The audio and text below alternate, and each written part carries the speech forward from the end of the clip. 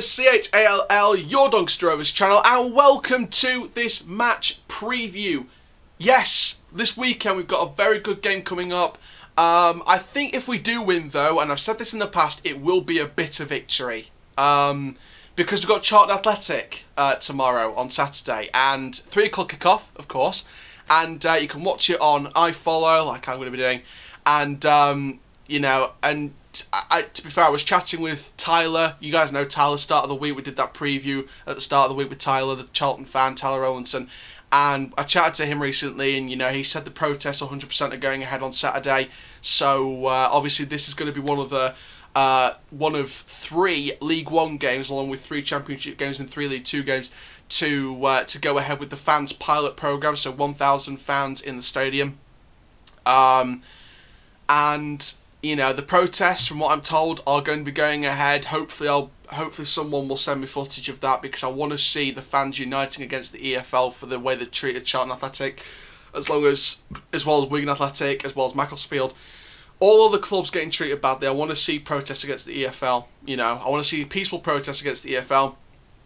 I've heard a lot of stuff about the protests. I'm not going to say what, because the EFL might listen and take the information and try and cut out the protests. So I'm not going to tell exactly what's going to be happening with the protest, even though I know what's going to happen with the stages of protest. I'm not going to tell. I'm not going to say what the stage 3 is or whatever it is, because they might use it against them. So protest your little hearts out, guys. Protest your little hearts out. But today we're focusing on the football, but good luck to Charlton fans with your protest tomorrow. Trust me, I'll be here, 100 odd miles away, cheering you guys on, saying F the EFL. Don't you worry about that. But of course, like we do with these previews, we have to look a little bit into our opponents. So, Charlton Athletic, they're currently positioned 3rd place, joint first with about 5 other teams, because it's the first match day just gone. Managed by, in my opinion, one of the most underrated managers in the EFL, Lee Bowyer. He's had so much difficult circumstances to work with, and especially with this brand new injunction until the end of November, with the takeover not being completed until after the injunction, which pretty much ends the life cycle of Charlton. So if they get 3 points from this game, it will not matter. But Lee Bowyer, this is where it becomes most dangerous for Doncaster, because we can, pounce on their negativity. But on the other hand, Lee Bowyer's a manager who can turn that round, and he can turn it into positivity, and we could end up getting slaughtered.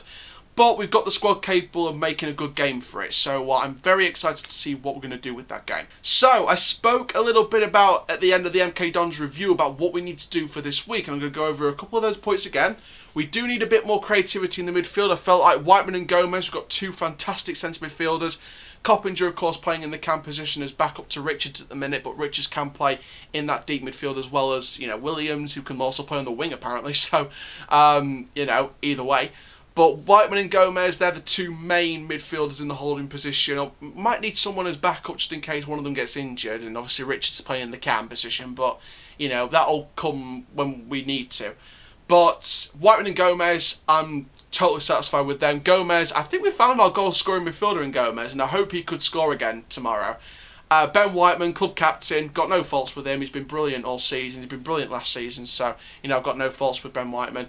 And the fact we've kept him, along with the bids of Barnsley and Sheffield Wednesday and all them clubs bidding for him, the fact we've kept him, fair play to Doncaster for doing that, and not listening to any offers above what we were looking for. Because we were going to sell him at a decent price, but no offers came in that were decent, so we decided to keep our club captain. So fair play to the club. For those of you who are wondering if we were going to sell Ben Whiteman, who would be club captain, because Coppinger's obviously on his last season this season, who would be club captain next season if Whiteman goes as well? It'd be Tom Anderson, because he's like the vice captain, isn't he? And then the next vice captain behind Anderson would be Joe Wright. So, we're in a good place for captain, so it won't matter either way with the club captain armband. But I'd like to stay Whiteman as club captain for now. In terms of what else do we need to do, I think the attack needs to just have more chance on goal. I think that Tyrese John-Jules and Rayan Tulloch are 2 fast players, and they're fast attacking players. Tulloch on the wings or up front, John-Jules up front. Very, very quick players, and we can cause some serious damage with them up front again. And I'll go on about our predicted lineup at the end of the video, along with the predicted result I've got. But, I definitely think that we've got some very quick attackers. They just need to get more chances off. And, I think we've been guilty in the past of, staying on the ball and not, crossing it or letting it go first time. Obviously, they've got more of a third eye pitch than we have, but I do think that we do need to take our chances a lot quicker, and we need to take more chances, even if they're pot shots. Take chances as much as you can. And then also, I think there's 3 players that need a very top-notch game: Bursic, Anderson, and Wright. Everyone needs to do well, of course, but I think the 3 players that's most important in terms of the defensive side of things. Obviously, James and Halliday are going to be very important as well. But Anderson, Wright and Bursic, they're going to be very, very important in my opinion, because, I think Bursic made some wonderful saves against MK Dons. They were dominating that game. They deserved 3 points from that game because we didn't create enough. But, they had a lot of possession. They were an on-the-ball team. They dominated the possession a lot. They dominated the ball a lot. They had some good chances. Bursic made some wonderful saves in the first half. And to be fair, we only conceded because of little dilly-dally passes through the box, and the defence were cut apart with a little Cargill tap-in. So, we were cut apart in that one moment, but the rest of the defence were on it. Bursic was on it. And I said on Twitter, I gave Anderson a very harsh rating, so I'm willing to ramp that up from a 5 to a 6. Possibly even a 7 with Joe Wright. I was very, very harsh with Anderson, but that's because we dropped points at the very last minute. So I was kind of mad at that point, but... I was quite harsh on Anderson. I said that on Twitter. On Twitter I did, say when people commented about my ratings, I did say on Twitter, I did, confirm it up and say I was a bit harsh on Anderson's rating. But I'm sure Anderson and Wright will be a good centre-back pairing again. I'm sure Bursic will have another wonderful game, hopefully, and, we can try and, break out that Charlton attack. Like I said at the beginning, it's going to be a very difficult game because... whoever wins, it will be bittersweet, because if Charlton wins, they could be out of business in the next few weeks. If we win, then it's not going to really mean... It's going to be 3 points, which is going to be the first 3 points of our season, which is what we almost got at MK Dons as well, so we could have been on 6 points by now. But, we'll be on 4 points, which will be nearer towards the top. But it will feel bittersweet, because Charlton will just go dropping down, and it might not matter. They might get relinquished from the league anyway if they don't get this injunction overturned. But, again, you blame the EFL for that, don't you? So I think that, this could potentially be one of the last times we play Charlton Athletic as Charlton Athletic. The next time we face Charlton, whether it's, apart from the reverse fixture of this at the Keepmoat, the next time we play at the Valley after this one on Saturday, it could be them as a non-league side in a pre-season match as AFC Charlton. It could literally be a different Charlton team. So, this could be the last time we play Charlton, and this is sad, and it's the EFL's fault. It's the EFL, it's the ESI, it's Roland, what's his face, that little idiot, little hobbit, Roland.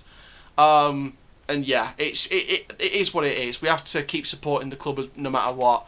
And I think after 90 minutes is played, all us Rovers fans will turn into Charlton fans and will protest against the owners before and after the game, whether we're home, whether we're staying in London and we're in a secret. If you wear a secret Charlton shirt and get into the 1,000, whether you're watching at home or anything like that, just no matter where, we're just going to be Charlton fans until the 90 minutes starts and the 90 minute ends, and we're back to Charlton supporters because we want to protest against the EFL and prove that football isn't a business. So let's go into predicted lineups before we go into my predicted scoreline. Now, of course, like I said in that preview video at the start of the week with Tyler, I wanted to share with you Tyler's predicted lineup for Charlton. So, along with that, I'm going to give you last weekend's ratings for the Charlton squad according to SofaScore. Now, whether you Charlton fans agree with them or not, comment down below. Of course, this is from the 2-0 win against Crewe last Saturday.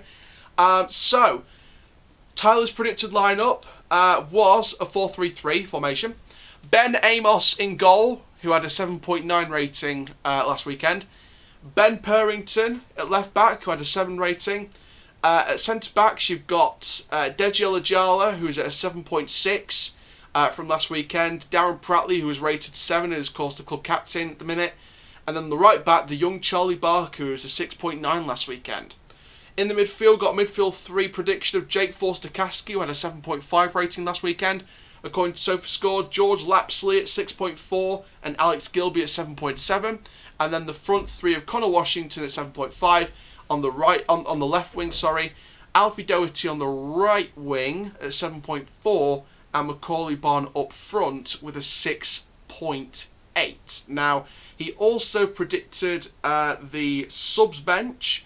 So he's got Ashley Maynard-Brewer as backup goalkeeper, Dylan Levitt, James Vennings, Chuks Anake, who had a 6.4 rating when he came on last weekend, Johnny Williams, who had a 6.7 when he came on last weekend in the second half, Oz Tuma, and also Albay Morgan, who didn't have a rating according to SofaScore, so I've given him an average 5 because he was only playing the added time. So whether he gets minutes or not is we don't know. Like I said, I think that there's a few players in that lineup that can cause problems. Darren Pratley has filled in fantastically since Patrick Bauer's been out injured in the centre back role. So Darren Pratley, the club captain, sort of versatile himself as a centre back. So I think that Pratley has shown signs that he can do some good stuff. So he's got to be one to watch out for in the defence. Alex Gilby, who was MK Dons' best player in my opinion, or one of their best players in my opinion, so I think that he'll be causing creativity and craft attacks together, and he was one of the better ratings in the midfield, so I think he's one you've got to watch out for. The 2 wingers, Alfie Doherty and Connor Washington. Doherty, a Celtic target, and I've seen Tyler appearing on Celtic Fan TV, so well done for that, mate. Doherty's a massive, massive player, so I think that he's going to be tough on the wings to try and break down with our fullbacks. I think obviously Doherty be on the right wing, or predicts to be on the right wing. That is obviously Brad Halliday's target. If we're man marking it, that would be Halliday's target. So Halliday's got to be on it all the time, on it with Doherty. And then on the left wing you got James going to be man marking Connor Washington, one of this season's signings as well. Causes massive attacks for the Rovers backline, so I think he's dangerous. And of course Macaulay Bonne, I think he's got potential to be a star striker in the Championship, and I think that he'll be causing problems as well. So let me talk about my predicted lineup for the famous Rovers. So there's a couple of changes from the lineup that you may notice from the last predicted lineup we did.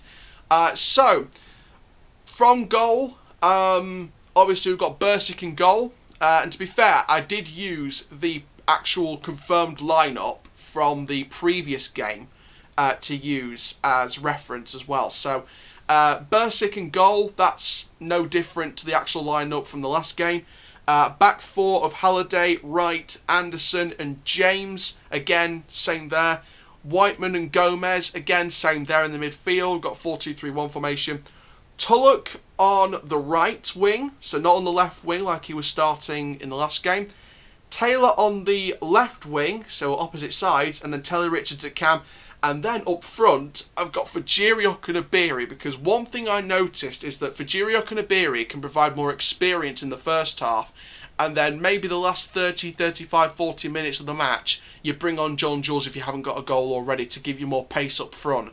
And of course, on the bench, we've got Lewis Jones as backup goalkeeper, backup defenders Cameron John and Danny Amos, backup midfielders Ed Williams, James Coppinger and Jason Lakilo, and then backup forward Tyrese John Jules. Now, of course, in terms of players left out, there is one player that will not be on the left out sheet, along with the likes of Hassani, Ravenhill and players like that we've left out the squad completely. And that is, of course, AJ Greaves, who has gone on a 1-month loan to non-league Gainsborough Trinity. So he will not be available in the squad, which makes me think it's a bit of a theory with this one, because with Greaves going out on loan, the fact that he's a central midfielder, but he's tried to versatile himself into the right-back position over pre-season, because he hadn't had a backup right-back for Halliday, that makes me think that the Charlie Seaman deal could be over the line by the end of the game. I think going into next week we could get the Charlie Seaman deal done over the line, and Greaves might get loaned out the next month and stuff like that. So I think he's getting loaned out for 1 month to Gainsborough Trinity, because I think he needs game time, and also I think we're going to get the Charlie Seaman deal done next week. And then along with that, if he comes back and Charlie Seaman's injured, then he can versatile himself into the right back position, or we can sign another one. So let's go on with my predicted scoreline. So finally, in today's preview for the match, it's my predicted scoreline, and I've gone for Charlton Athletic 2, Doncaster Rovers 3. I think we will just edge it. It will not be a clean sheet for Bursic, unfortunately, but he's a keeper that deserves a clean sheet. He's been wonderful, especially in our, especially when we've been out-dominated by MK Dons. He's been making save after save. And it was just that one moment where they cut inside. That one moment. So Bursic will be very hard to beat. I think Charlton will have a lot of chances. We will have more chance than we did in the MK Dons game, but I think that Charlton will have a lot of chances as well. I think Charlton will dominate in terms of shots, but I think Charlton will score a couple. Now, whether it's a penalty or a good free kick from a good 25-yarder, I think that would be the way they'd score. But I think that the rest of the big chances, maybe one of them goes in, maybe. But I think Bursic will save the rest of them, or it will go wide, or it will go over, or it will go deflected for a corner or something. I think Bursic will be absolutely on it tomorrow. In terms of our goals, I think Fajiri Okudabiri could get one. I think Magic Gomez certainly could get one, because we found a goal-scoring midfielder in Gomez. And yeah, I'm very excited. So I'm thinking it will be a 3-2 win for Rovers, and I'm very excited for tomorrow's games. And again, to the people protesting tomorrow for the Charlton fan base, good on you. F the EFL, they don't deserve anything. Thank you very much, guys, for watching this match preview. Of course, I'll be back tomorrow for the official match review once the game is done. And for now, guys, I am the CHALL. Please like, comment, subscribe. Comment down below your predictions. What do you think we're going to do? And for now, guys, goodbye.